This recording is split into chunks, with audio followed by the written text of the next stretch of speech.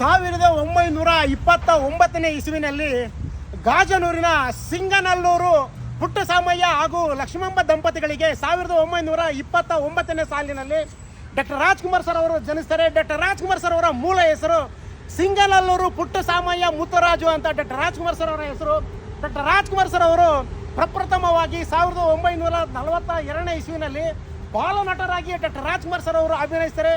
ನಂತರ 1952ನೇ ಇಸುವಿನಲ್ಲಿ doctor Rajkumar sir ಅವರು ಶ್ರೀನಿವಾಸ ಕಲ್ಯಾಣ ಚಿತ್ರದಲ್ಲಿ ಅಭಿನಯಿಸ್ತಾರೆ. ಅದಾದ ನಂತರ ಡಾಕ್ಟರ್ ರಾಜ್ಕುಮಾರ್ ಸರ್ ಅವರು 1954ನೇ ಸಾಲಿನಲ್ಲಿ ಬೇಡರ ಕಣ್ಣಪ್ಪ ಚಿತ್ರದಲ್ಲಿ ಅಭಿನಯಿಸ್ತಾರೆ. ಡಾಕ್ಟರ್ ರಾಜ್ಕುಮಾರ್ ಸರ್ ಅವರು ಬೇಡರ ಕಣ್ಣಪ್ಪ ಚಿತ್ರದಲ್ಲಿ ಪೂರ್ಣ ಪ್ರಮಾಣದ ನಾಯಕರಾಗಿ ನಟಿಸ್ತಾರೆ ಡಾಕ್ಟರ್ ರಾಜ್ಕುಮಾರ್ ಸರ್ ಅವರು. ಅಲ್ಲಿಂದ ಅವರು ಸರಿಸುಮಾರು 200ಕ್ಕೂ ಅಧಿಕ ನಾಯಕ ನಟರಾಗಿ ಡಾಕ್ಟರ್ ರಾಜ್ಕುಮಾರ್ ಸರ್ ಅವರು ಅಭಿನಯಿಸ್ತಾರೆ.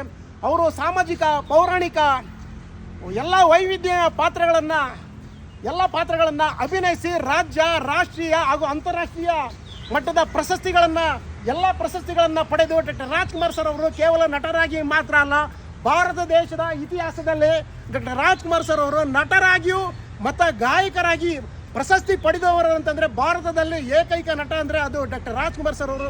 ಡಾಕ್ಟರ್ ರಾಜ್ಕುಮಾರ್ ಸರ್ ಅವರ ಕನ್ನಡ ಕುಲುಕುಟ ಅಭಿಮಾನಿ ದೇವರುಗಳಿಗೆ ಡಾಕ್ಟರ್ ರಾಜ್ಕುಮಾರ್ ಸರ್ ಅವರ ಹುಟ್ಟುಹಬ್ಬದ ತಮಗೆಲ್ಲರಿಗೂ ಶುಭಾಶಯಗಳು. Thank you.